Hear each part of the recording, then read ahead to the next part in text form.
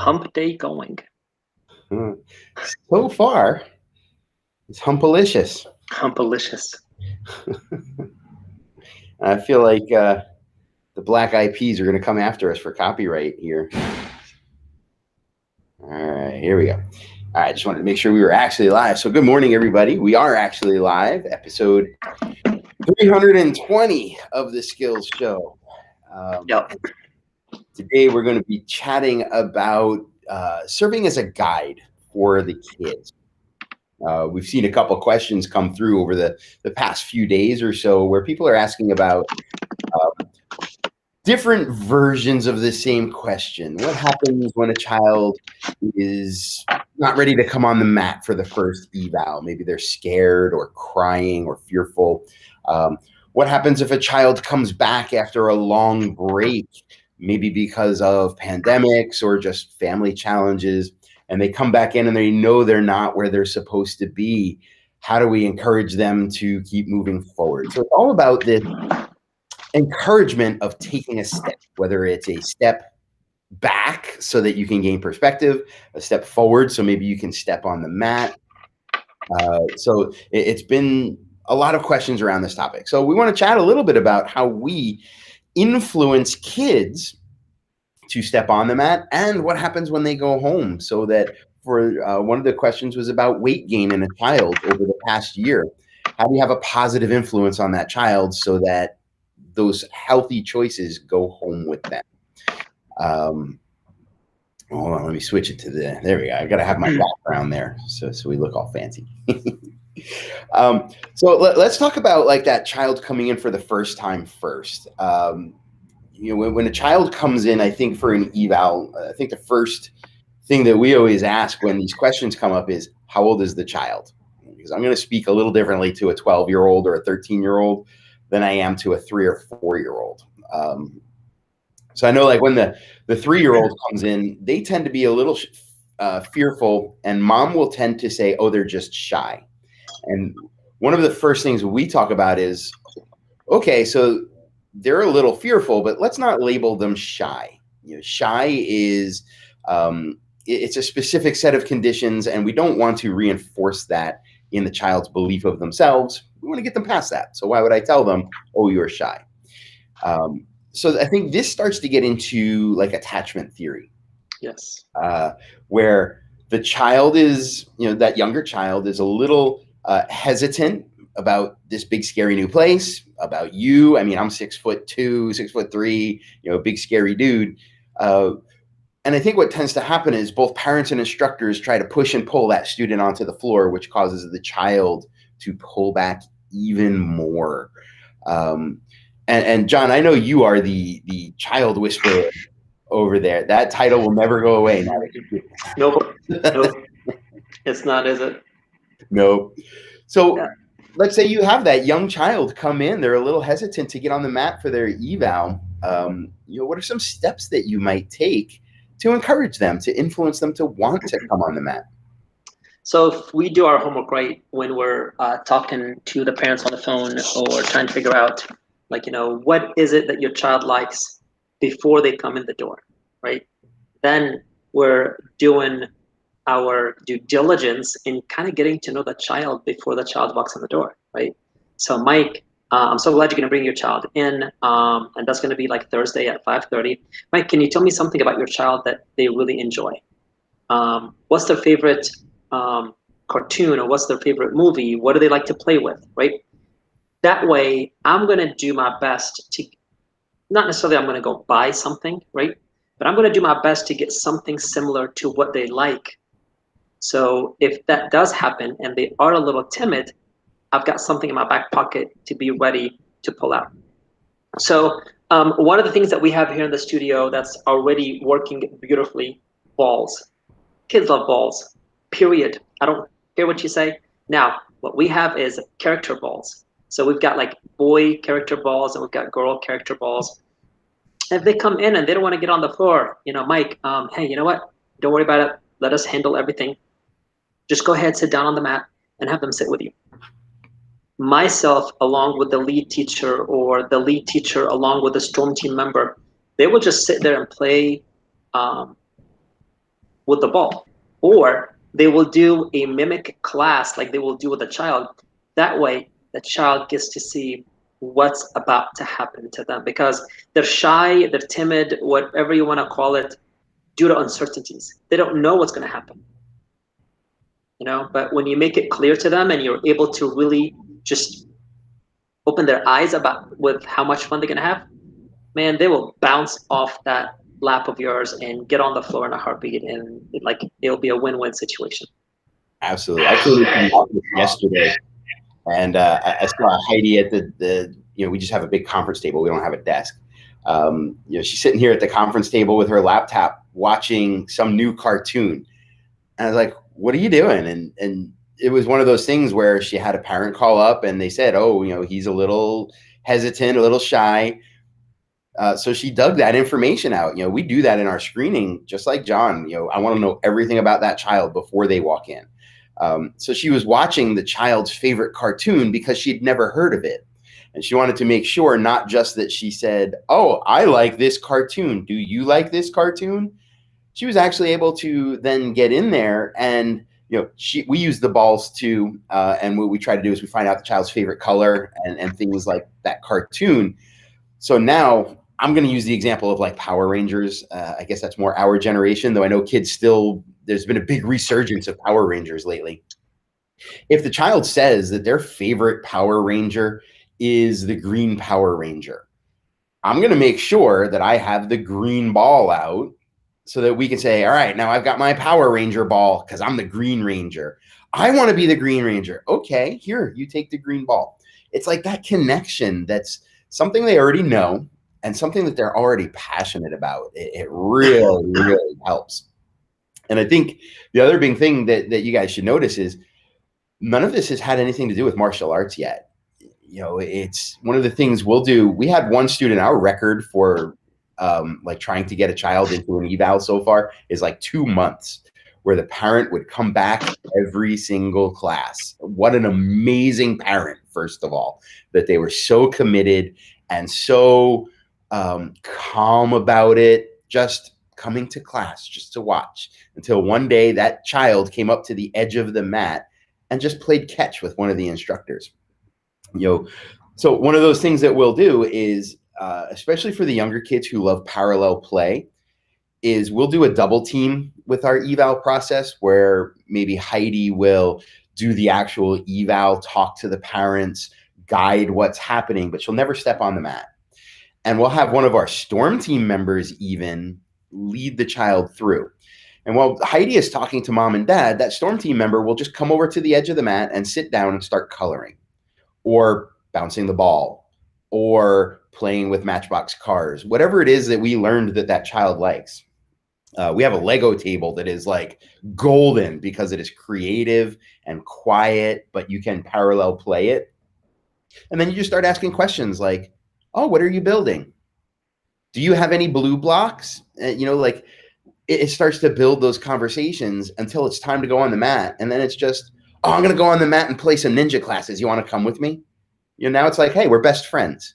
And I'm sure, John, you probably heard it with your kids. You come home and you're like, oh, what did you do in school today? Well, I played with my best friend. Oh, what's your best friend's name? I don't know. The boy with the blue shirt. Like, best friend to them means a little something different. So that's what kids don't care about names. Kids mostly care about if they're having fun or not. You know what I mean? Some kids will ask, what's your name, right? But most of them is like, hey, do you want to play? What are you playing with? Like, they go straight into what they want and their needs. You know what I mean? There is no such thing as introductions. No, they just, let's just play. So everybody becomes their best friend.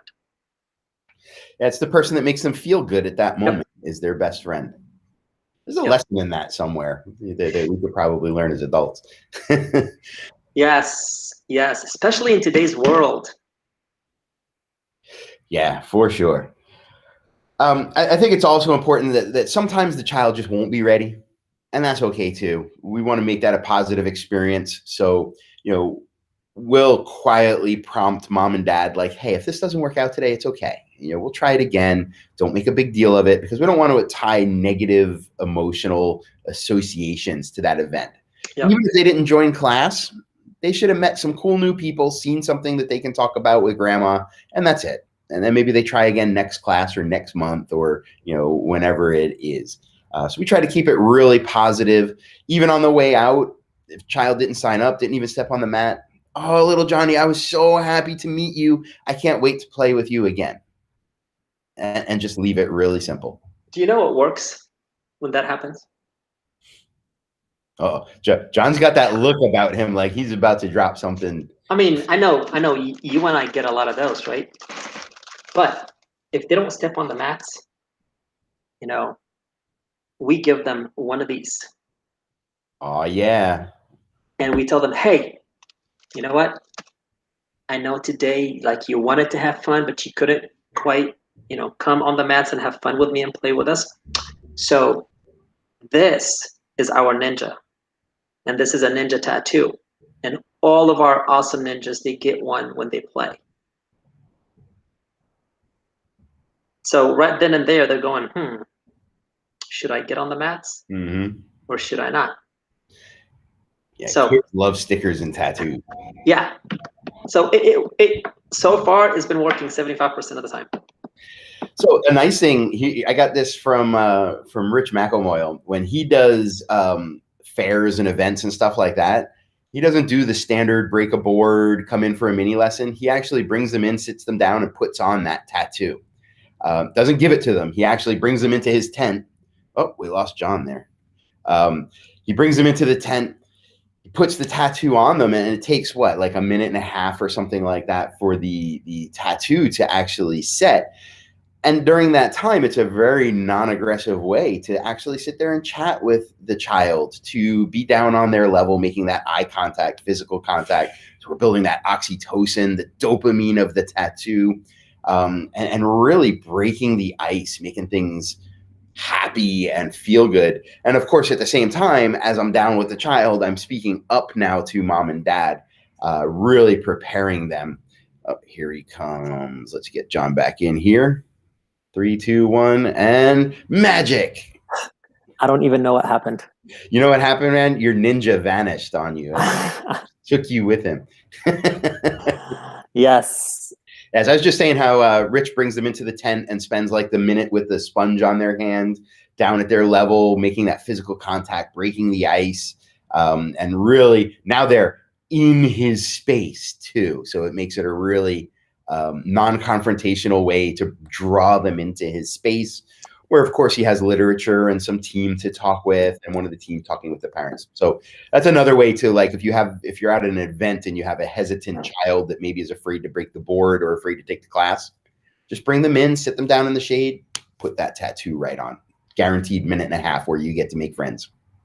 Yup.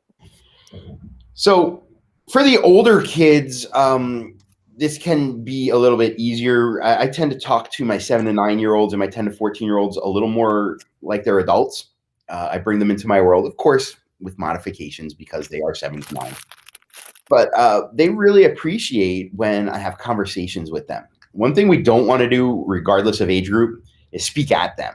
Oh, come on the floor. You're going to have so much fun. Don't be scared. Just come on the floor. Why don't you want to come on the floor? It's going to be fun. How come you're scared? Why don't you want to come on the floor? That shuts people down. That shuts me down.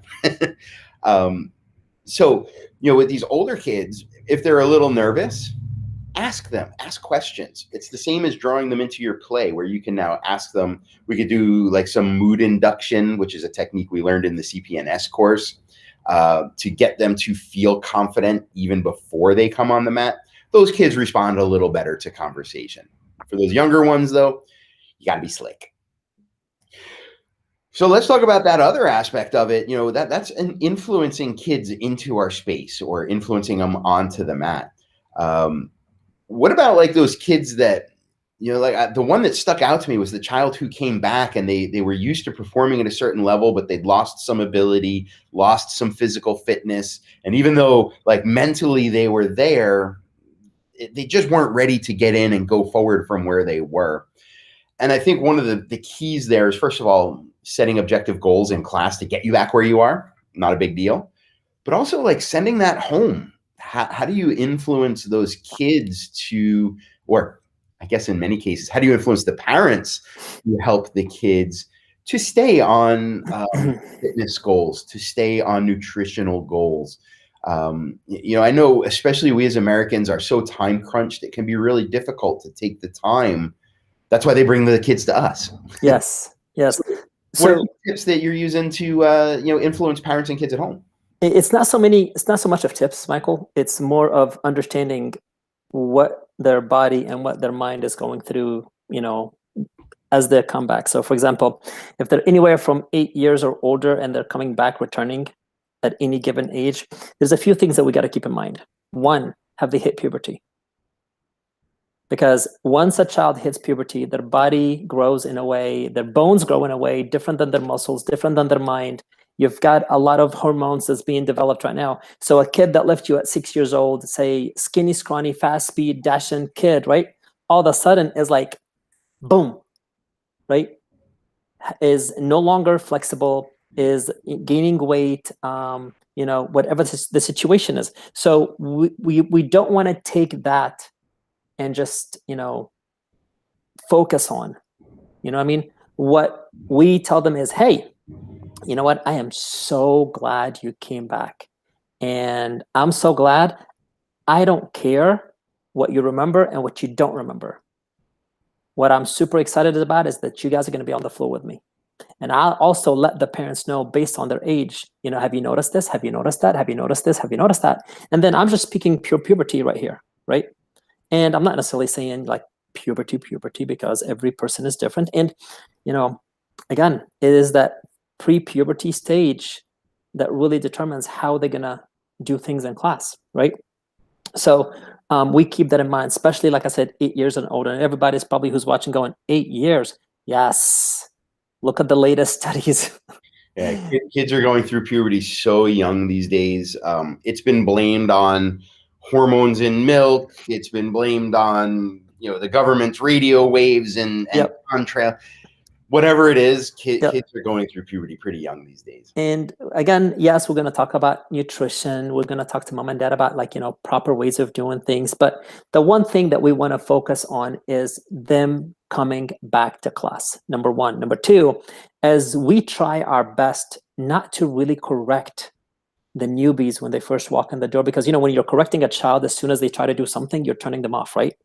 Same thing. If they've been gone for a while and they come back, there is so much pressure on them, right? They feel like they're going to be corrected and stuff like this. I just flat out say, hey, I'm not going to correct you at all. For the next month, just come in, kick, punch, jump, play, just have fun. No pressure at all. And we make sure that all of the team members know that. Yeah. And I think, setting small, here we are talking about nutrition, and I'm going to say bite size. We want to set bite-size goals for these kids to, they know that they've, regressed. They know that their body has changed. Yes. They know, especially after the first class, they know that their ability level has changed. So, I don't think we want to correct it like John says, but I think it's also important to acknowledge it. Like, hey, you're probably noticing you don't kick the way you used to. That's normal when you take a break.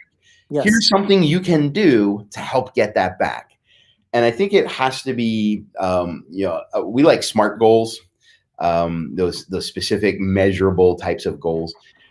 So something that we can say, so, all right, you lost a little bit of your stamina. What I want you to do is every morning when you wake up, I want you to do just 5 jumping jacks, just to get your body used to moving again. That's all, just 5 jumping jacks. And then when they come back next week, you say, how are the jumping jacks going?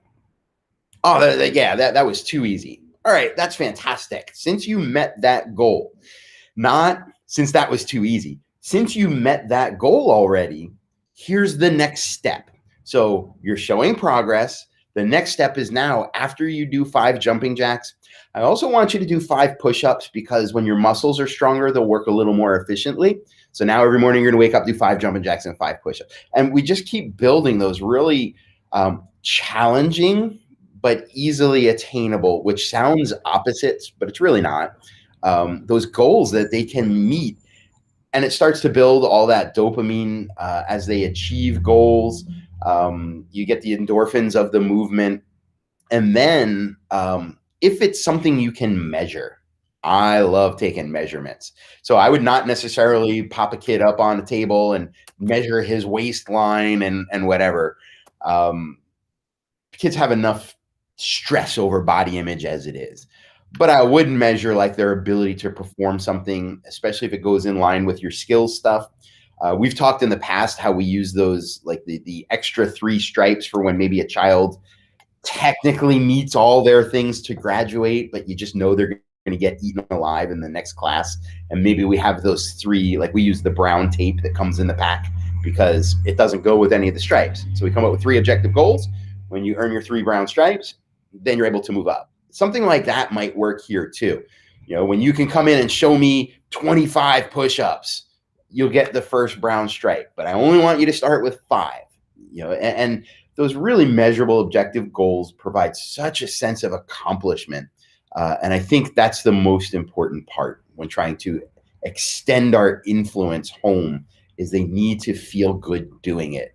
If it just feels like more homework, I didn't even do my regular homework back in school. You know, I'm not going to do other painful homework. So we have to hop out a couple minutes early here to get in on the CPNS course for today. But I do want to encourage you guys to remember that when a child is having challenges, it's not always about you. Don't be embarrassed by your inability to get a child on the floor. It's okay. It is whatever it is. If you can show that you can, that's probably a done sale right there. But we don't want to enter into a position of judgment against ourselves, certainly not against the child. We just want to make it a process. It's just part of the process. Every child is where they is where they is. They is where they are. They are where they is. I wasn't gonna correct you. I'm the foreigner, so you know. I'm glad. There's one thing that we just real quick I want to touch on too. Be mindful of when those children are not getting on the floor, do whatever. Be mindful of how their parents are going to respond to them.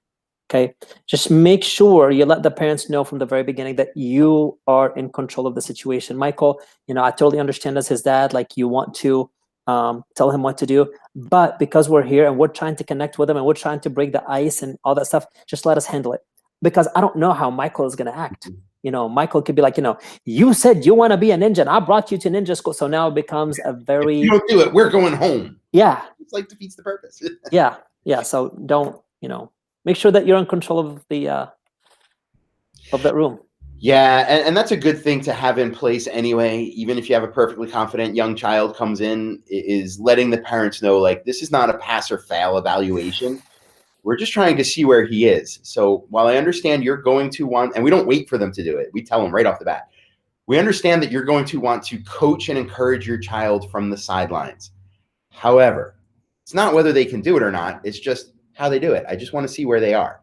Yep. So let me have the space, which then leads into those conversations later on when it's like their 3rd or 4th class and they're supposed to be sitting tall like a ninja and they're rolling on their butts. And mom and dad are on the side, sit up. Like, I know you want to be an awesome parent and help your child be an awesome child, but this is normal. Let us handle it. It just sets that tone right from the beginning. Yes. So, all right, guys. So I hope you got something out of today. It's very useful every now and then just to re-examine your processes, to think about it, and to think about how you communicate with parents about what's going on. It's not a failure. It's not a failure if that child gained weight. It's not a failure if the child's afraid to come on the mat. It just is what it is. And it's our goal and our job to find ways to help overcome it. And it might not be today. All right. So if you guys have any questions, comments, answers, or ideas about how to apply this, you can pop them in the comments and, we'll be monitoring the feed and we'll be back to chat with you. Otherwise, as always, there's nothing left to do but go get it. Absolutely. You guys have a happy Memorial Day, and we'll see you next week. All righty. Bye-bye.